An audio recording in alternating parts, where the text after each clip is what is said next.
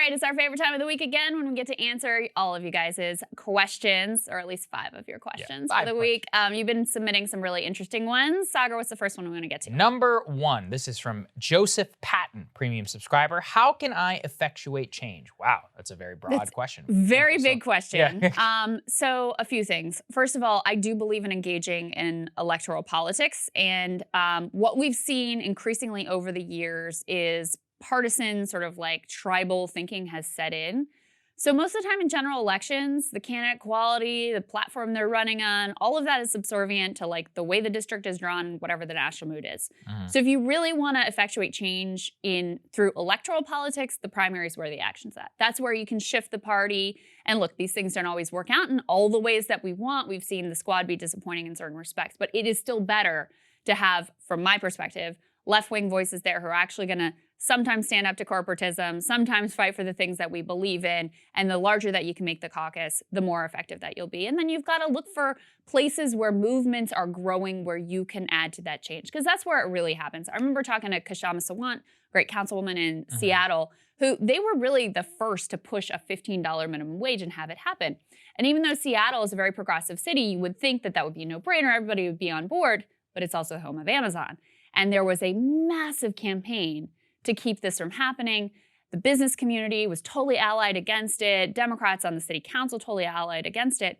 The way they forced it to happen was from the ground up, partnering with labor unions, other organizations, grassroots movement. That's how they got it done. We've got to look for those places where it's not just about casting your vote for the right person, it's also about participating and supporting solidarity with those movements, not just on Twitter, but in real life. Well, that was my number 1 thing, which is that a lot of the problems we have right now is that we have proxies for action, but we don't have actual action. So we have Twitter, makes you feel good. You send out a tweet, do this, support somebody on Instagram, follow them, whatever. That's not going to do anything. What you got to do is support the people who are actually doing work and are making and slogging against a system that you're working up against. Primary politics is an important one. Electoral politics is one that matters a lot. Why do you think the establishment always wins? It's because they engage with politics day in and day out. With the media, they control the media. They lobby the media. They lobby the politicians. So the only way is to actually play their game. You should learn a lot from your enemies. That's one of the things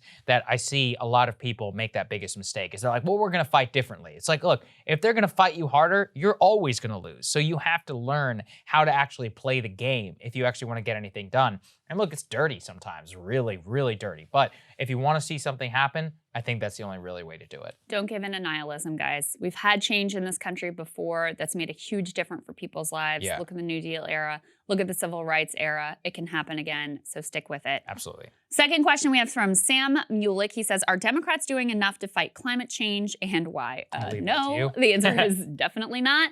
Right now, I mean, this is a very pertinent question because the original Biden alleged plan from his the campaign trail had some significant investments in combating climate change. Sunrise Movement was much happier with the plan he ended up with and what he had run on in the Democratic primary campaign. Was it where Bernie Sanders or other progressives were? No, but it was a significant step forward. Well, a lot of that has been, essentially all of it has been stripped away in these bipartisan negotiations. Congratulations. So now you've got this question. Do you go along with this wildly stripped down infrastructure plan in the hopes that down the road, maybe then Joe Manchin and Kyrsten Sinema will go along with the reconciliation plan? That's really the question right now. And, you know, it really is frustrating because a lot of leftists argued in very good faith, and I ultimately agreed with their argument and voted for Joe Biden, that, look, we know what Donald Trump is going to be on climate change. It's going to be a disaster. It's going to be not only status quo, it's going to be worse than the status quo. At least with Joe Biden, you got a shot. Noam Chomsky famously made this argument. He actually cut a few ads saying, this is the existential crisis. So this was the rhetoric that was used to get a lot of reluctant, especially young lefties, on board with voting for Joe Biden. And now you just see, and he talked a big game too, and now you just see, I mean, the priorities completely fallen by the wayside. There doesn't seem to be, he's much more fixated on the technical, like whether a few Republican senators vote for his things, than this crisis that he and everyone else claims to believe is existential. So, and this all comes amidst the backdrop of we just had record-breaking carbon levels that we haven't seen, you know, in ever since we've been recording this level. So this is an incredibly important and critical time, and Democrats are frittering away the chance they have to really do something big. I think the point about it's why people voted for him, and so that why you should take it seriously, it's pretty interesting. And I think you're right from an electoral perspective. It's unclear how that plays out whenever it comes to 2024. All right, next question. It is Ray Wah Woo.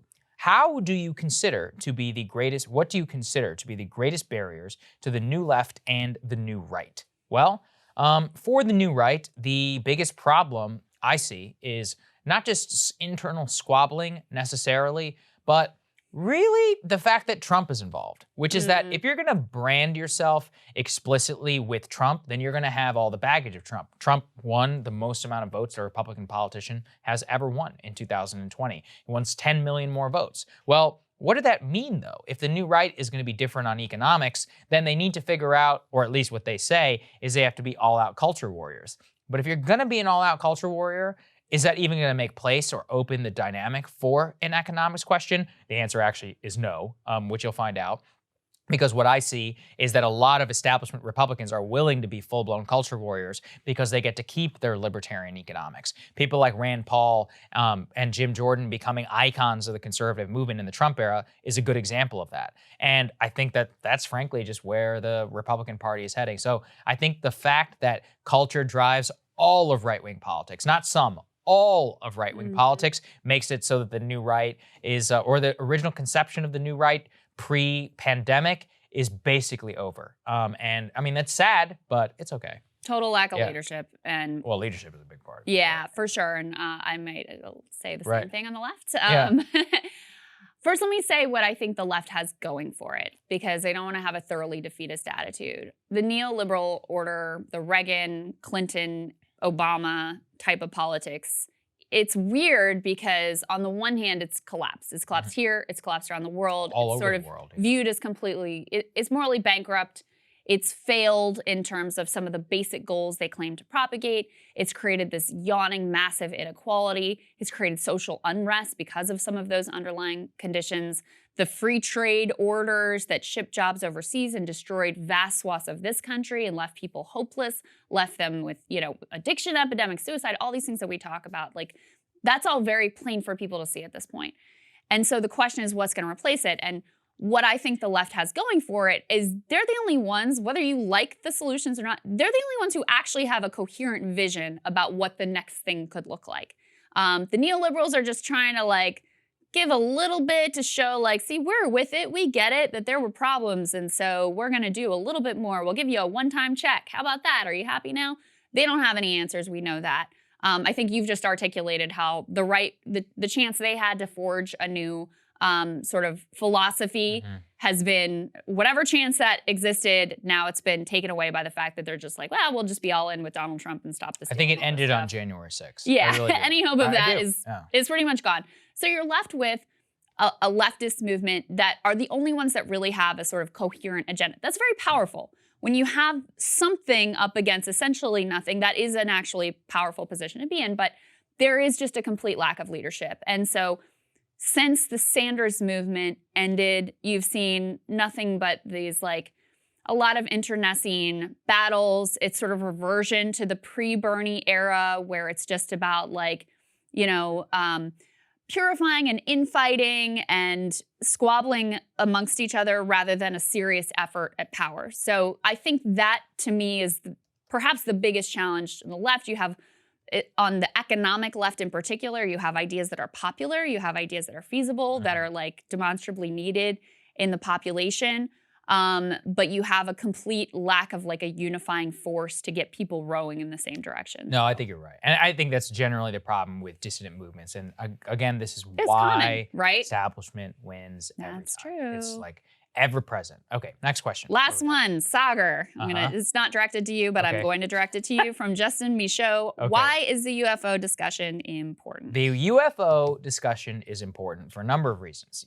If the extraterrestrial thesis is in fact correct, or at least is in fact something to be considered, that's the greatest question of all time, right? So natural innate curiosity is there. But I also enjoy covering it because it just reveals how bankrupt the media is. I said this on Rogan's podcast. You have Pentagon reporters who are more interested in the January 6th Commission than they are whether what is flying around in American airspace, and which has been credibly reported and cited now dozens and dozens of times on radar, whether that is alien technology or not. Like, you can't even fathom like what exactly it is. So I just think that the inquiry itself and your ability to engage with it tells you a lot about yourself. And something I enjoyed about Rogan is that whenever he was talking about interviewing people about UFOs, is he said he doesn't like to interview the true believers. People like Tom DeLonge and Robert Bigelow, because he's like, worst guest I've ever had on UFOs, because these guys just believe everything. They're like, oh, I saw this. Like, oh, I saw that. You have to bring some innate skepticism. So I think the reason that the entire thing is important is, look, are we alone? It's like the most existential, greatest question in human history, obviously, but also just reveals a lot about how people who are in power are very unwilling to consider great and large questions of mass importance because they'd rather focus on petty squabbles and more. So I think that's why it excites me so much. And it's just a lot of fun. I mean, at the end of the day, let's be honest, like, it's fun to engage in the reality. And the thing is, it's like, it's not in the system of disbelief that it was before. We're in a new era, and operating in that new era is something which I do think could forge a completely new future. Who the hell knows what's going to happen? That's just generally how I think about it. You really are talking about potentially asking questions about the very nature of the universe. Exactly. Of everything, physics, like defying the laws of everything. That's like, the part that's extremely fascinating to me, is like, these objects are defying known properties of physics. Yeah. Like, as far as... And material science too, actually. Right. So that gets to, like, on the most basic level about quantum mechanics. How do the laws of the universe actually work? What is the nature of reality in the universe?